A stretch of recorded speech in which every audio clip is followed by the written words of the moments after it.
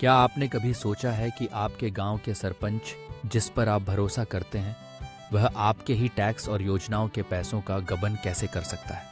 नमस्कार, स्वागत है आपका इस विशेष परिचर्चा में, जहां हम आज जानेंगे सरपंच धोखाधड़ी के चौंकाने वाले तरीके, उन्हें पहचानने के सरल और असरदार संकेत, और यदि राजनीतिक दबाव के चलते कोई कार्रवाई न हो तो किन कदमों को अपनाना चाहिए। यह जानकारी हर ग्रामीण नागरिक के लिए बेहद जरूरी है, ताकि आपके गांव का विकास सही दिशा में हो और आपके अधिकार सुरक्षित रहें।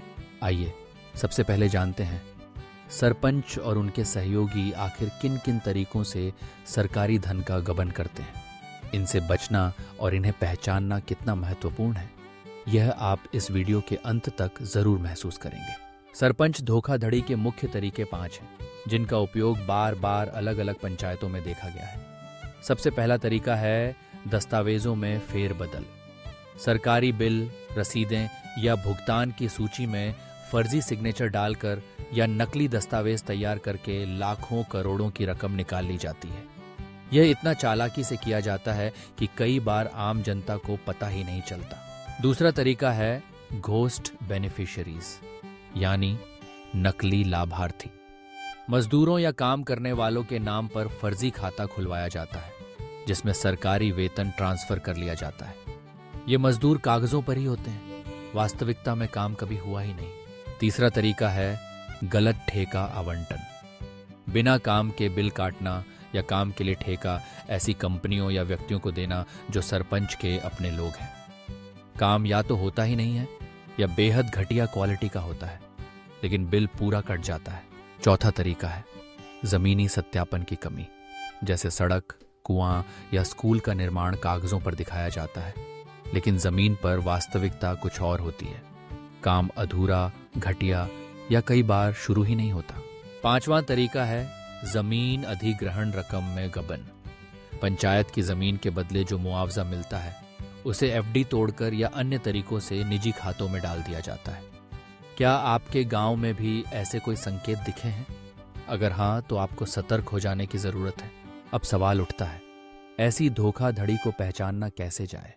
इसके लिए कुछ आसान लेकिन बेहद असरदार तरीके हैं। सबसे पहले बैंक पासबुक देखें।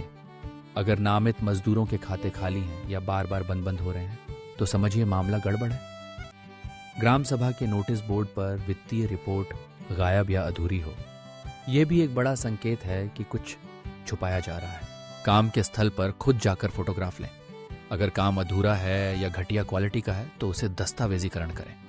रसीदों की कॉपी और असली बिल मिलाएं। अगर दोनों में मिसमैच हो तो ये रेड फ्लैग है। और अगर सरपंच बार बार अनौपचारिक रूप से घर बुलाता है, दबाव बनाता है या सवाल पूछने पर टाल मटोल करता है तो समझिए कुछ गड़बड़ है। इन सभी बातों का दस्तावेजीकरण करना बेहद जरूरी है। फोटो, वीडियो, पासबुक की कॉपी और हर रिपोर्ट को सुरक्षित रखें। ये सबूत आगे शिकायत के समय आपके काम आएंगे। अब जानते हैं शिकायत दर्ज कराने की प्रक्रिया। यदि आपके पास पर्याप्त सबूत हैं तो ये 5 आसान स्टेप फॉलो करें। सबसे पहले थाना या पुलिस स्टेशन में एफआईआर दर्ज करवाएं। लिखित आवेदन दें, सारे सबूत साथ में अटैच करें। दूसरा, जिला कलेक्टर ऑफिस जाएं, शिकायत पत्र शिकायत पेटी में डालें और उसकी रसीद जरूर लें। तीसरा, राज्य भ्रष्टाचार निरोधक ब्यूरो की वेबसाइट पर ऑनलाइन शिकायत दर्ज करें या ईमेल करें। चौथा, लोकायुक्त या लोकपाल कार्यालय में संपर्क करें, विशेषकर अगर मामला गंभीर है और स्थानीय अधिकारी निष्क्रिय हैं। पांचवां और बहुत असरदार तरीका है आरटीआई आवेदन। फंड डिटेल्स, बेनिफिशियरी लिस्ट और ऑडिट रिपोर्ट मांगें। हर जगह से मिलने वाली प्राप्ति पर्ची संभाल कर रखें। ये आपका सबूत है कि आपने शिकायत की थी और कार्रवाई की उम्मीद कर सकते हैं। लेकिन कई बार राजनीतिक संरक्षण के कारण इन शिकायतों पर कार्रवाई नहीं होती। ऐसे में क्या करें? ऐसे मामलों में उच्च अधिकारियों को रजिस्टर्ड पोस्ट भेजें, जैसे कलेक्टर, पंचायती राज सचिव या संबंधित विभाग।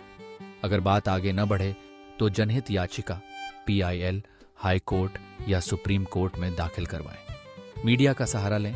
स्थानीय अखबारों, टीवी चैनलों में मामला उठाएं, जिससे पब्लिक दबाव बन सके। अपने लोकसभा या विधानसभा सदस्य को लिखें, उनसे हस्तक्षेप करवाएं।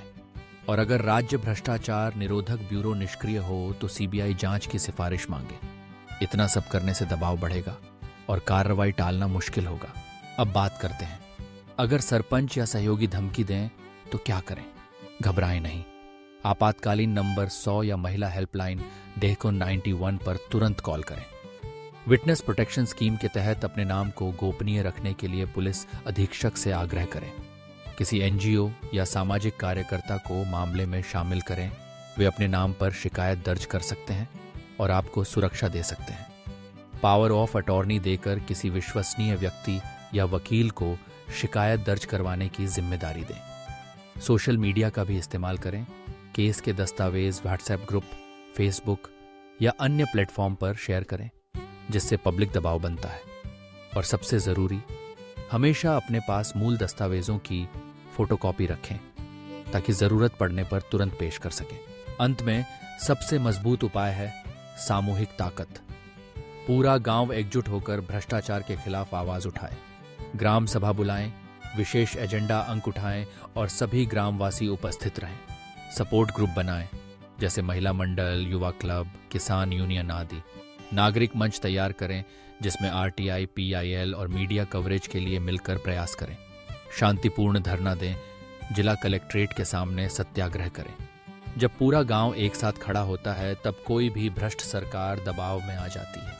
तो देखा आपने, सरपंच धोखाधड़ी के मुख्य तरीके, पहचान, शिकायत की प्रक्रिया, सुरक्षा उपाय और सामूहिक ताकत। अगर आप डर रहे हैं तो अकेले नहीं। एनजीओ, मीडिया, नागरिक मंच और न्यायपालिका आपके साथ हैं। वीडियो पसंद आए तो लाइक, शेयर और सब्सक्राइब जरूर करें। कमेंट में बताएं आपके गांव में सबसे बड़ा मुद्दा क्या है। हम साथ मिलकर समाधान ढूंढेंगे। धन्यवाद।